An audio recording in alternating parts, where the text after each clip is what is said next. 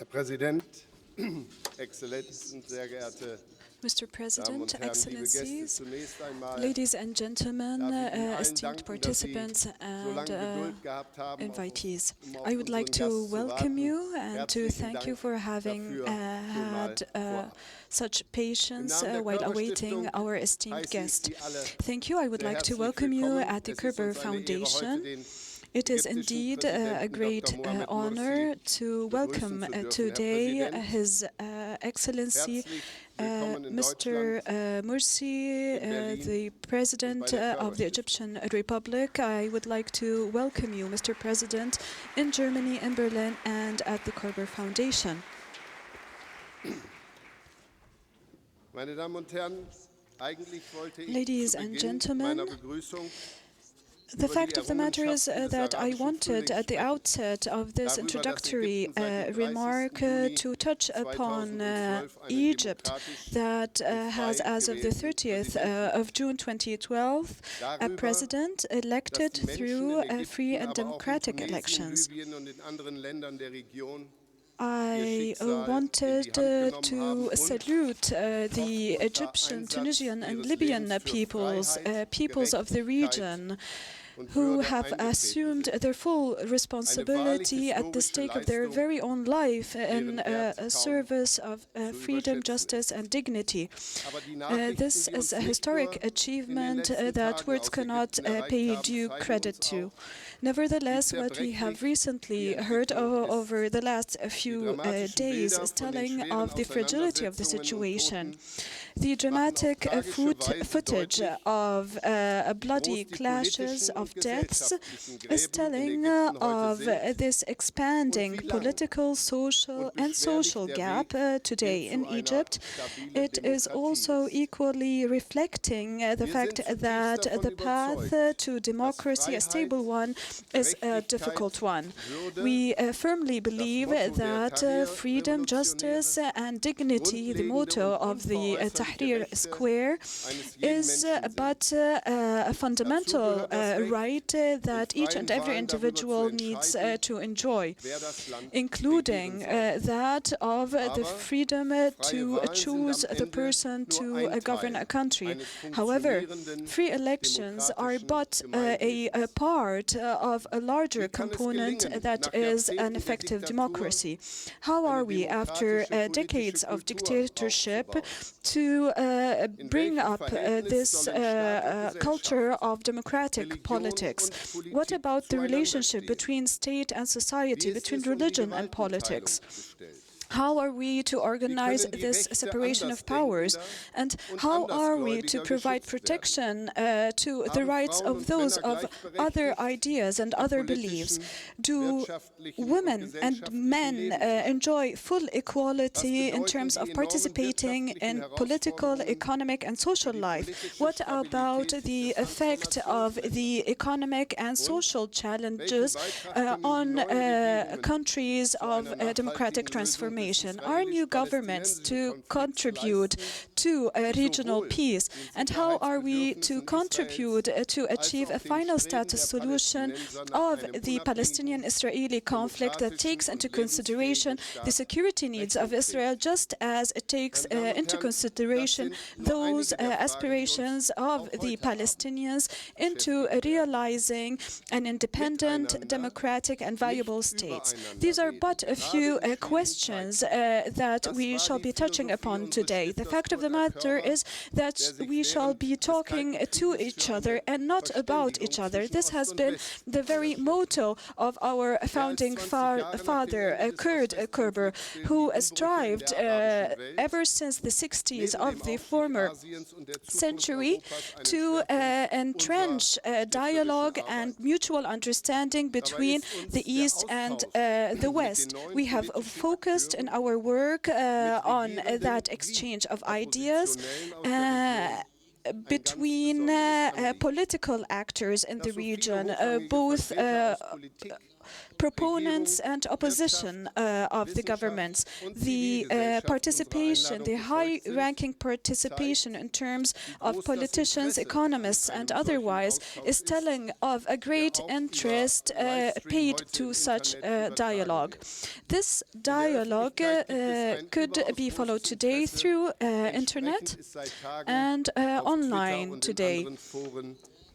It seems there is a great interest expressed via Twitter and other social media paid to this dialogue. I would like to especially welcome the participants among the youth, the members of the Körber Foreign Policy Network, the students of the Freie Universität, members of the Juma Project, youth Muslim activists, and I am pleased to welcome Mr. Georg Mascolo, the editor-in-chief of the Spiegel, to moderate this dialogue. You will have the chance equally to put forward your question.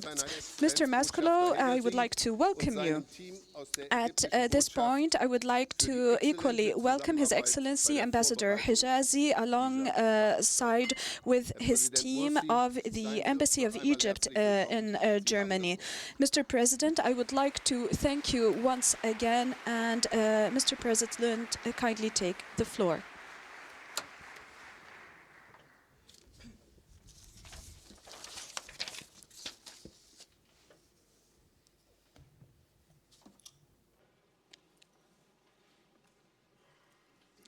In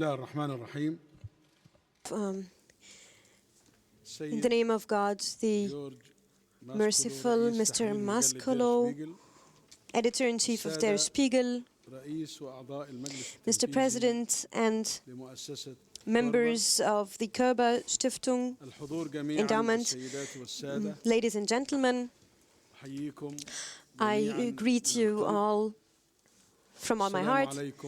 Assalamu alaikum wa rahmatullahi wa barakatuh. I would like to express my deep gratitude and my happiness to be here among you today in this very important institution of research and in front of this excellent public, including different segments of the German society with stakeholders, intellectuals, researchers, students, and experts, cultural experts, political and social science experts. I renew my great happiness to visit your country that is considered to be a friend of ours, and at this occasion I would like to transmit to you my through the German people to express to you the deep acknowledgement of the Egyptian people who care to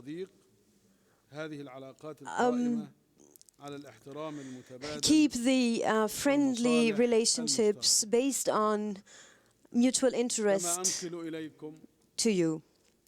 I would also like to express what you undoubtedly feel of the deep acknowledgement of the Egyptian people to the great successes that your country has achieved through several generations after a long time of suffering, after long wars, bloodshed. The suffering after the war was in the transformation phase towards freedom, democracy and production. Now Germany is a great economical power in the European neighborhood and throughout the world. Germany succeeded in building a pluralistic system in the a context of one country, of a unified country that succeeded in solving the complex historical issues, the different and in trespassing all the borders in between. This talk today to you carries very special meaning. I am here as the first civil Egyptian that was chosen by, democratically chosen by the people according to the will of Egyptians. After the peaceful revolution that was acknowledged by the whole world and will enter history as a success of the Egyptian people who have always fascinated the world through their culture throughout thousands of years. This evening with you and being able to spend the evening with you is the result of the legitimacy given to me by the Egyptian people and their free will through transparent elections, and which was observed by the whole world, international observers, even though this was such a great success. It is still only one step on the way of building the state institutions, the civil state institutions of a modern state that can encompass the new requirements of this modern age we are. And in order to fulfill the common goals of Egyptians that were converged together over 18 days, starting from the 25th of January to the 11th of February 2011. The Egyptians have managed to embody through this period the most noble of meanings and values. Each and every Egyptian, rather every individual, is proud about and for the achievements of the Egyptian people. This is a cause for self-confidence and self-pride. We enjoy this fact to get even more power and more support to look forward. We have managed to realize our long-dating aspirations, a dream that we always looked to realize both for us and for future generations. The Egyptian revolution has established this legitimacy, this constitutional, popular legitimacy, one that I today represent before you. This revolution was not the fruit of a moment of rage or a limited uprising, just as it was not one born out of the winds of change, as some tend to qualify, nor is it an awakening after a long lethargy, because he who sleeps today or awakens today will sleep tomorrow. And all revolutions of the region have been the result of national, authentic, true movements and an expression of the aspirations of subsequent generations, leading up to the aspirations of the youth that has allowed for this revolution, the Egyptian revolution. It was a true lesson for humanity, meaning that those who aspire to give precedence to their own interests before the interests of the peoples, regardless of the pretexts and causes, will definitely emerge a loser at present and will be relegated to the darkness of history.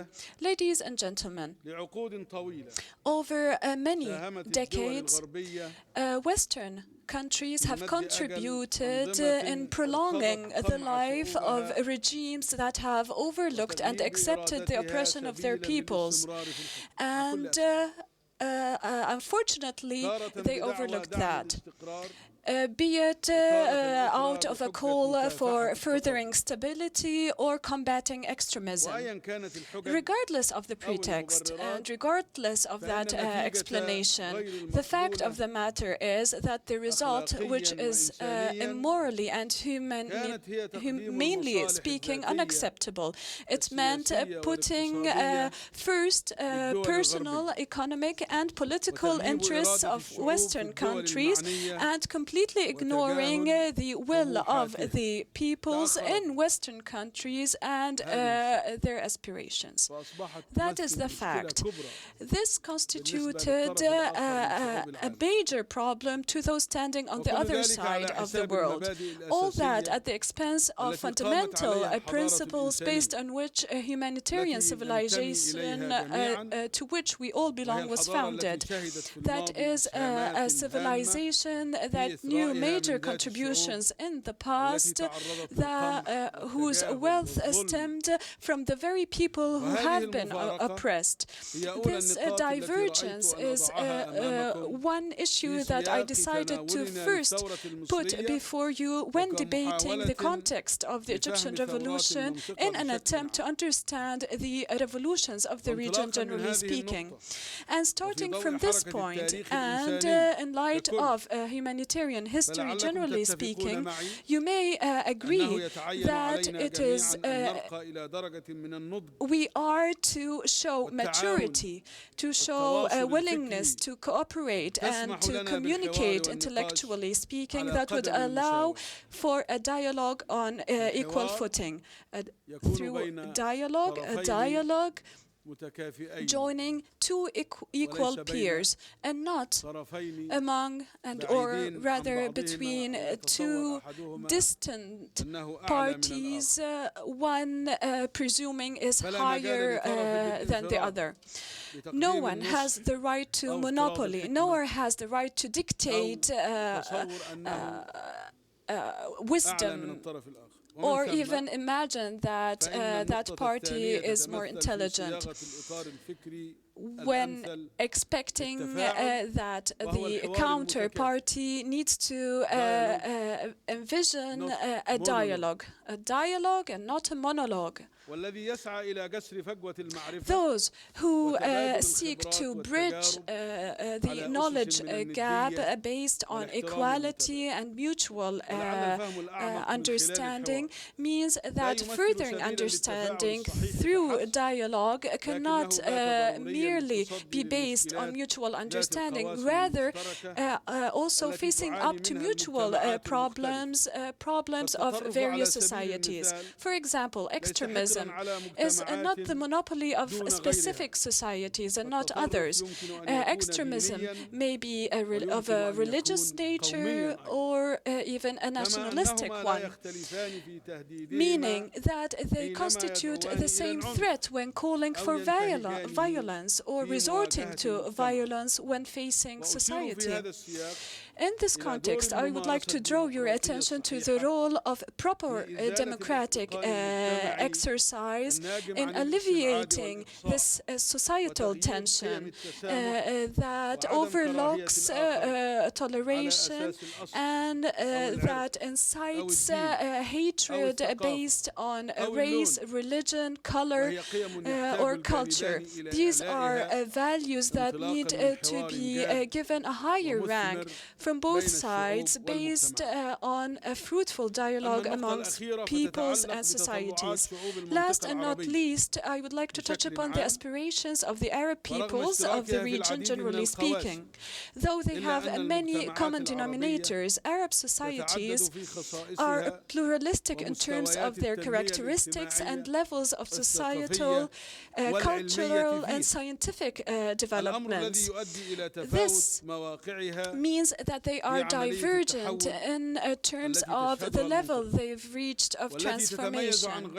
This equally means that they are different from other countries around the world, since they are trying to catch up to an increasing globalization, the details of which is exposed to the full attention of the world. Nevertheless, it accords the world to close scrutiny of the Arab peoples and societies. There are no longer secrets, meaning that we need to respect the aspirations of the Arab societies on one side, and on the other hand, and I would like to attract your attention to this issue, meaning that Arab aspirations look to the support of the world, not merely in terms of politics and economy, rather more that they look to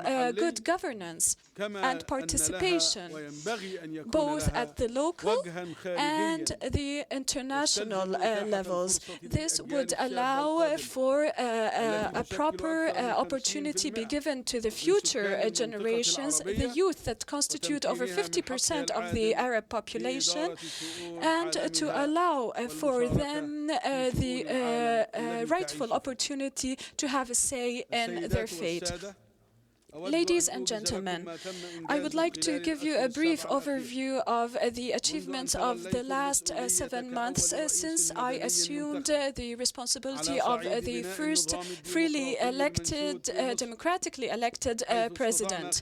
We have managed through this period to take sizable steps on the path of democracy. We have elected and voted for a new constitution and a public referendum. This was a turning point on our path. It is a main document that frames the system of governing and the separation of powers, protects the rights and freedoms, and combats corruption. It establishes full equality of all citizens based on the principle of citizenship and the precedence of freedom, justice, and social justice. In our strive to achieve the largest amount of a national consensus, I am committed, as I was in the past, as is my government, to an expanded national discussion that would include all political parties, regardless of their allegiances, to review the clauses of the Constitution to be put forward again to the People's Assembly and to consider its amendment based on what the Constitution provides for. And this out of a belief that a dialogue is a practice of democracy that is necessary to realize a societal consensus and agreement. At the same time, we strive in all frankness and honesty to realize an economic growth, because this democratic transition that we are going through now will not be complete in the absence of societal growth that realizes higher standards of living and improves the life of the citizens, creates new job opportunities for the youth. When it comes to foreign policy, Egypt, through the last few months, has taken a number of steps to resume its full role, internationally speaking, in terms of fulfilling its a leadership role, regionally speaking, at the Middle East level and the international level, based on general principles that govern our policy, based on mutual respect, common interests, realizing justice, full respect of human rights, and non-interference in internal affairs of countries, settlement of regional problems via dialogue and peaceful methods, realizing stability and cooperation with the partners of Egypt, both at the regional level and the international one.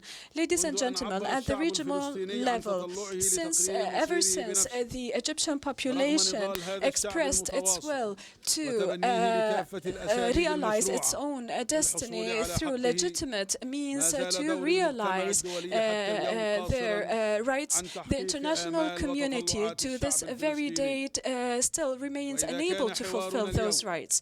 Our dialogue today may cover the issue of Arab revolutions. We cannot be serious when debating this issue when overlooking the Palestinian cause that has been deprived of its right and dignity, the right to enjoy their own land, the land that is being encroached upon by occupation. Out of this fervent belief in freedom and human dignity, we need to work together. We need to contribute, all of us, to the realization of comprehensive and just peace and to put an end to the suffering of the Palestinian people. We cannot debate the situation in the Middle East when overlooking the suffering of the Syrian people, our brothers in Syria. At this point, I need to emphasize the utmost importance of putting an end to the bloodshed, putting an end to the suffering, to this tragedy, the need to unite the Syrian opposition and to prepare for a transitional period that would include representatives of the Syrian population and all its components, that would preserve the territorial integrity of Syria and the right of the Syrian people for a better future based on democracy and legitimacy and out of its own very will. At the end, I would like to reiterate once again the need for consolidating our efforts for bolstering dialogue and values of dialogue. Undoubtedly, a great responsibility is assumed by research centers in our countries, both in Germany and in Egypt, including the Körber Foundation. Dialogue will pave the way to take advantage of opportunities and to realize coexistence and fruitful cooperation between religions and civilizations. Within the same context, I must oppose this clash of civilizations, because when there is a civilization, you cannot claim that one civilization is opposed to another one. They are peers. We are fully committed to true and honest dialogue among religions in a way that would realize common human interests. Once again, I would like to thank you and to express my appreciation for having given me this very important opportunity to address this esteemed gathering in your country, a friend of ours, and once again to express my appreciation for the support of the people and government and of Germany, a support to the transformation in Egypt, and our aspiration to furthering cooperation and collaboration based on all fields between the two countries. Thank you. May the peace and blessings of God be upon you.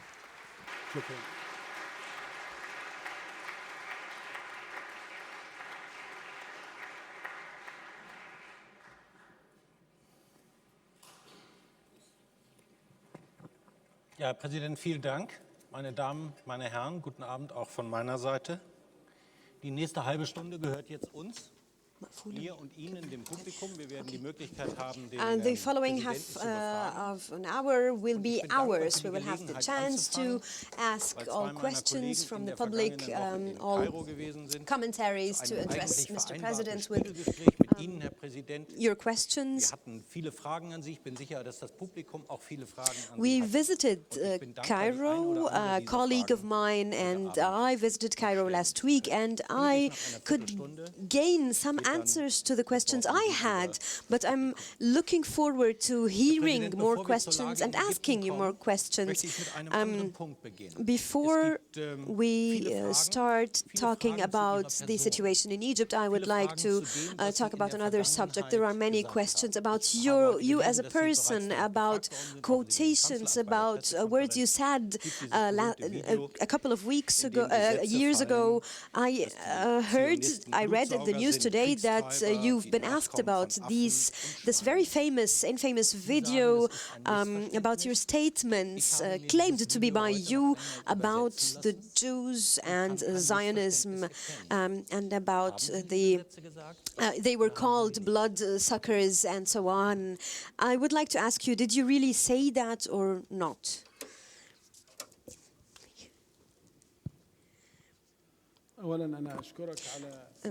First of all, I would like to thank you for the question that I have heard several times today, and I've answered it 5 times today too. I also answered that question in Cairo throughout the past 2 weeks, at least 10 times. Honestly, I have to set some general principles straight, and one of these principles is respect to human rights per se, as a very general human principle. Attacking human rights is on a very human level, completely to be refused and condemned. The bloodshed of innocent people is universally condemned now and in the future. The colonialization of the land of others is to be condemned, is unacceptable. And the right to self-defense is also guaranteed on a human level. The strive of people to liberate their land, to regain their freedom, is acknowledged by all peoples, by all institutions of the world. These principles, as a collective, have to be considered by all of us while we regard international issues and issues of international relations between the people, regardless of them being believers of Abrahamic religions or not. Because every person has the right to believe and choose the belief he or she wants to follow. This is a principle that has to be acknowledged by all of us first. It's a rule in the religion I believe in Islam, no force in religion. These quotations were cut out of their context. They were uttered in a talk about the continuing Israeli attacks on Palestinians, the bloodshed of Palestinians. Children in Egypt grow watching blood being shed. They see this blood. They see how the killing is practiced, how these attacks are being practiced. And we were talking about the practices, the killing, the attacks through tanks and planes, and internationally prohibited weapons and cluster munition, cluster bombs against the civilians. Those attack and those and the others defend themselves. As a Muslim, I cannot possibly be, maybe I'm wrong, but I know I'm not. I cannot be against Judaism as a religion or Christianity or Christians or Jews. I cannot be against the believers of these religions because I am ordered by the Quran as a Muslim to believe in all prophets. I believe in Muhammad, the Prophet Muhammad, I believe in Moses and Jesus, whom we call Isa, and all other prophets. So it was not about an opinion or a statement against the religion of Judaism or the Jews following this religion. It was against the practices and the behavior, the very animus behavior and the bloodshed. I would like to tell you about what things I witnessed myself in the age of 19 or 20 years in Bahr al-Bakr. It's a region in Egypt in the year 1969. It's a school, an elementary school, that was attacked by Israeli planes, killing children in the school. I saw it with my own eyes. I saw this scene, and I also watched how a factory in Abu Zabal, in a region close to Cairo, it was my destiny that I was in the train passing by this factory, and I saw how this factory was shelled by Israeli planes, and the workers killed by the workers. The water tanks became as fluid on the floor. And the workers were drowning in this fluid, in what became a mass of fluid. These practices lead to result in a situation of attacking or condemning any attack, taking a very strong stand against it. I repeat, I'm not against Judaism or Jews, nor am I against Christianity or Christians, but people practicing these animus deeds, regardless of their religious belief, I will take a stand against this.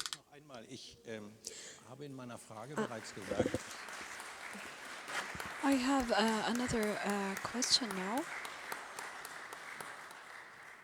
Dass nach der vorliegenden Übersetzung Sie nicht sagen die Juden, sondern Sie sagen die Zionisten. Based on what we have read of translation of declarations you have made, nobody mentioned Jews and Judaism, rather Zionism. Such declarations have claimed to have been published online on Muslim Brotherhood websites. As we know, you are the superior supervisor of such online. Today we have heard that such declarations have been made by yourself, and that they are expecting a declaration. This is a question put forward in terms of a journalist putting it forward. Somebody mentioned this by Abdel Galil, who is not one of my counselors. He's never been an advisor. What you have heard, the entire context of it is not correct.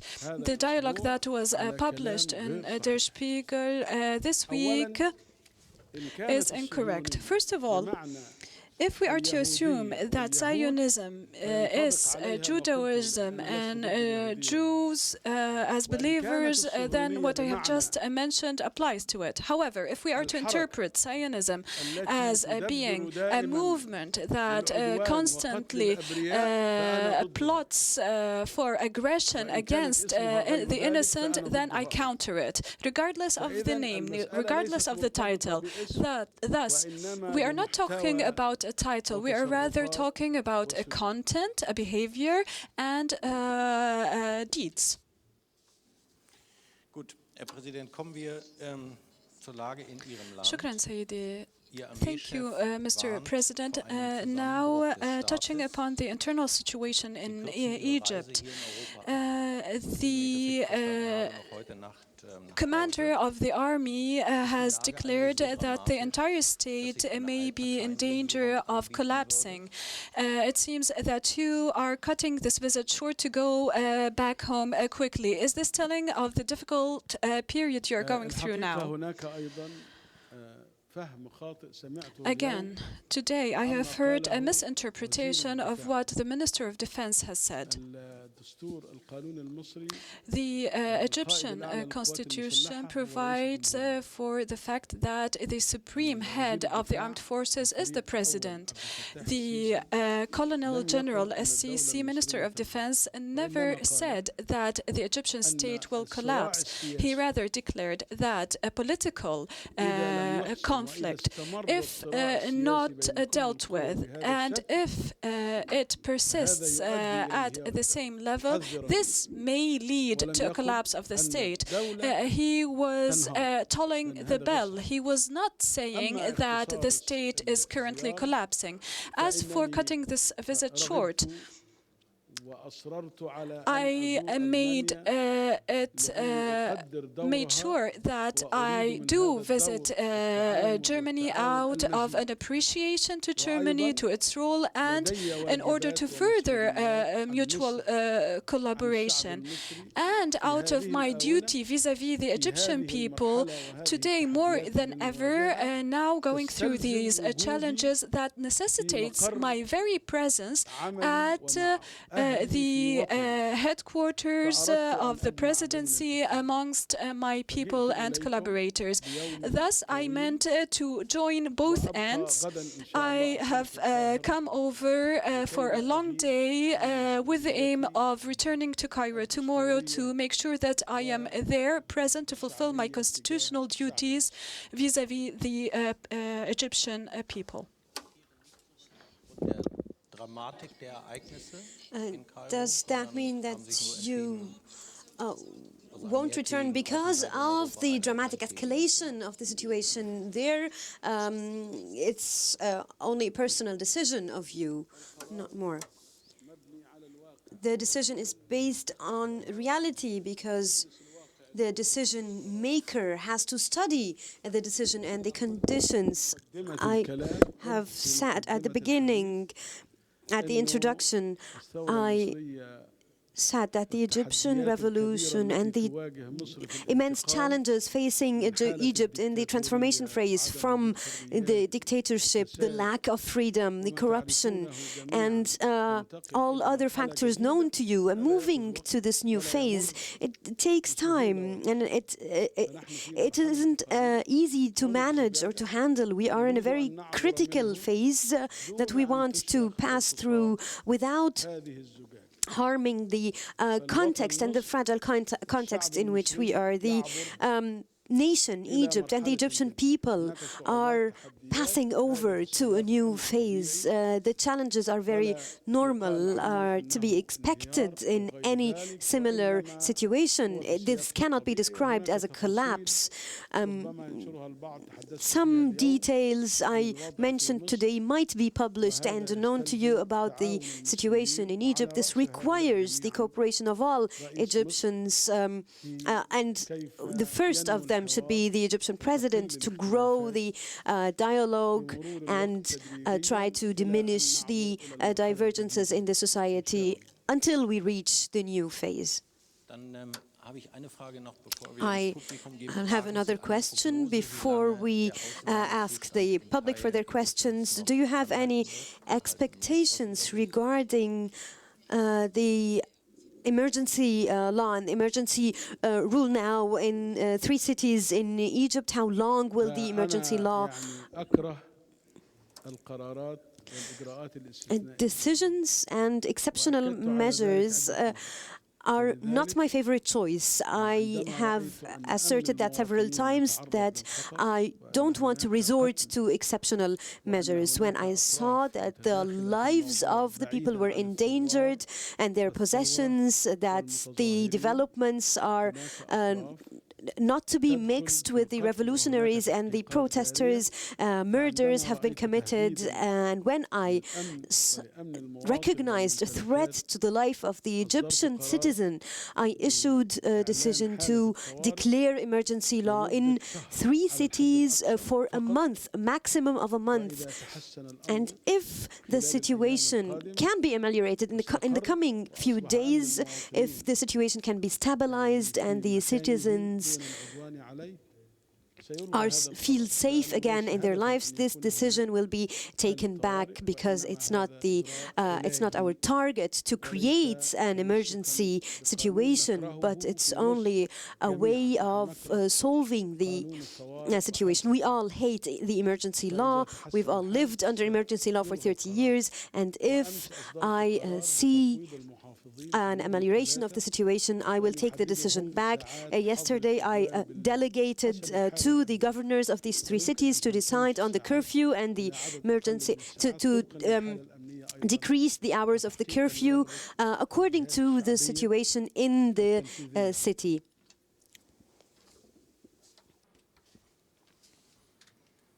Gut. Und damit Very well. Wer hat die erste Frage? In which case we will listen to Mr. President. Die Hoffnung, dass I have 2 major hopes intertwined and linked to the revolution and the democratic transition both in Egypt and the Middle East.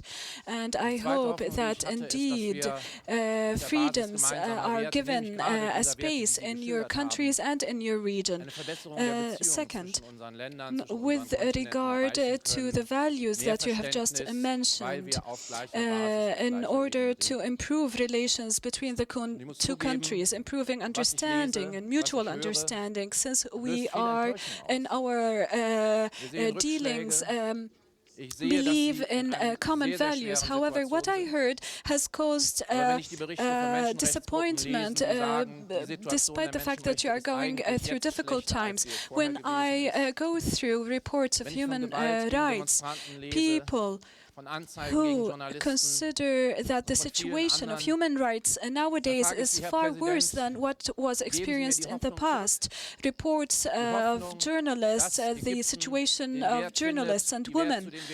My question, Mr. President, is do you share this hope that Egypt will finally find its own path to realize these values you have mentioned, to realize the right to freedom of worship, no discrimination, full equality before the law at all levels in an equal footing dialogue? The fact of the matter is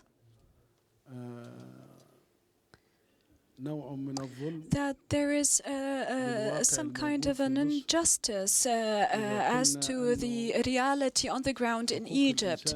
Those who say that the human rights in Egypt nowadays are equal to what was known before, or the fact that there is an opinion censorship and freedom of thought, of freedom of demonstration and expression, be it expression of stances or opposition.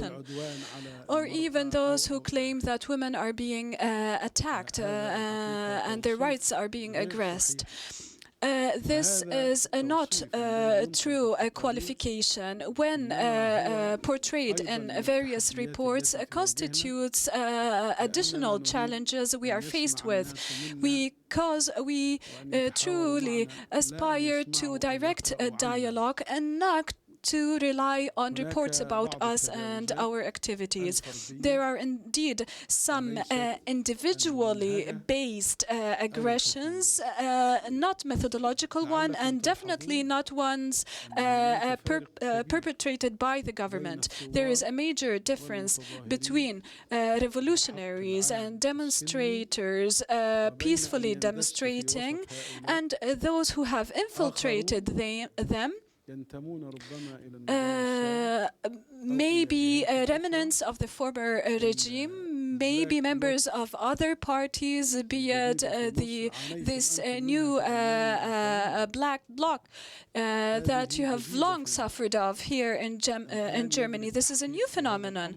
We are currently investigating into this matter by the judiciary, lawmakers, and not the government. You may be witnessing, hearing of, maybe not, about the media in Egypt nowadays has been enjoying borderless freedoms. There is no such regime or government or president, be it now or in the past, anywhere in the world, has been to this extent criticized, constructively criticized, as is the case nowadays in Egypt. Thus, anyone who has something to say is free to say it. Again, this is another challenge, because indeed we need this critique. I have mentioned this before, and I mean what I say.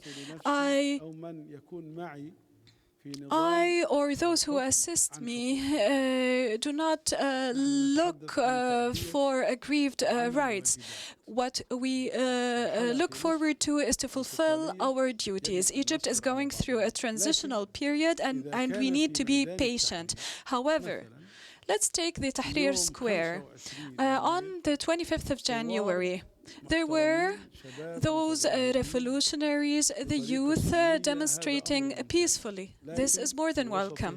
However, amongst those, there were 18 individuals who attacked women.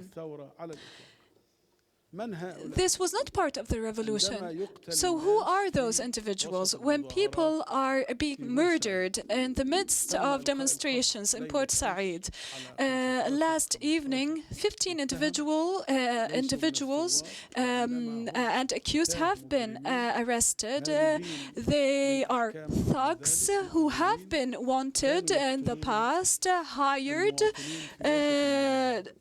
to kill demonstrators, meaning that reports portraying the situation need further scrutiny, because they may be 1, 2, 10 cases. However, they do not constitute a methodology. They constitute a violation of law and tradition. Once we hear of, we will definitely hold accountable those who perpetrate them.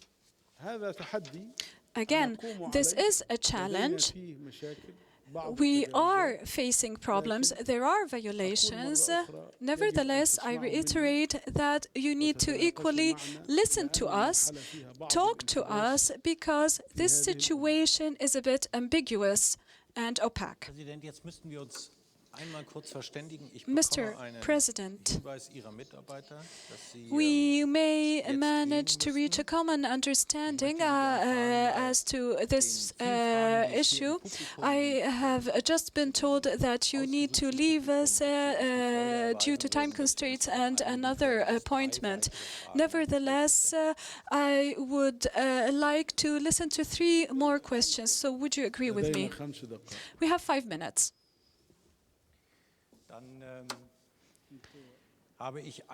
In which case, I have a question that we have just received via Twitter from Sven. How can you find a common ground between a political Islam and a modern state? This is a very open question. Now, the practicing of politics, generally speaking, cannot be successful unless it is a constitutional, legitimate one that stems from the will of the people. The people are the source of power through elections and as entrenched in Islam. As to practicing and exercising this democracy, Islam has in the past and does today talked of a civil state that is not a militarized one nor a theocracy, that is founded on a social contract, a state of law, of constitution and of citizenship, of of equality of rights and obligations and duties. The details of the practicing divulge through implementation of the general context and framework of Islam or not. Thus, ever since the first constitution since 1923 and up to this very date, there has always been a clause governing the will of the people and stating that the Islamic Sharia is the first source of legislation. There is another clause in the new constitution that was absent from all previous constitutions, stipulating the rights of Christian and Jew Egyptians, the right to freely elect their religious and spiritual leadership and to refer to them in their differences. Thus, we adopt a general framework and then follow on the path of details. Again, morality and ethics are the guarantor of any constitution, regardless of the religion, be it Islam or otherwise. Morality and ethics is the very cornerstone in the implementation of constitutions. One last question, Mr. President. You, today here in Germany, have emphasized the special and specific relationship between the two countries, Egypt and Germany. And this very specific relationship has known mutual visits. What about tourists in the future? Do they need to pay heed to new measures, for example, prohibition of alcohol, specific measures as to swimwear, for example? I have I have mentioned earlier the right to freedom of belief, the right to believe in God or not to believe in God. I did say that. What about any details that fall beneath that? Those who visit another country need to observe traditions and customs and prevailing traditions in that given country as they respect the law of that country, regardless of the country. Thus, I believe there is no need to touch upon such details, details of a limited horizon that are being taken care of per se. We are talking of a freedom coupled to responsibility, a freedom that pays heed to the ethics and traditions of the other and does not provoke the other. If you come across somebody on the street now with 0 degrees, somebody who is naked, then you'd think, what is he doing? This is not commonly known. Nevertheless, such issues are brought up sometimes without having any practical effect on true relationships between countries. Nevertheless, I reiterate that people are free in whatever they do as long as they do not violate the rights of others. Do you not agree with me that your very law provides for the arrest of somebody drinking and driving? You do agree with me. Gas and alcohol do not mix, says Mr. President. Freedom is or entails responsibility. Thank you very much.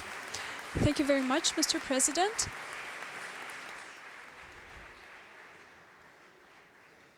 Sehr verehrter Herr Präsident Mursi, Mr. President, Dr. Mursi, I would like to express my deep appreciation for having shown your willingness to participate in this public general dialogue. We hope that both the government and the opposition in Egypt take part in a dialogue that would allow for an exit of this crisis. We believe that we in Germany and Europe pay a great attention to and invest a lot of interest in you overcoming these major challenges on your path towards realizing a well-founded democracy. This necessitates a true dialogue, and we do believe that today constitutes a proper beginning hier in Deutschland und in Europa finden, for both your country, the opposition, Germany and Egypt. This is a good indicator, and we believe that we have managed to fulfill the goal aspired through this dialogue. Dear guests, you are all invited to take part in the reception. Thank you very much.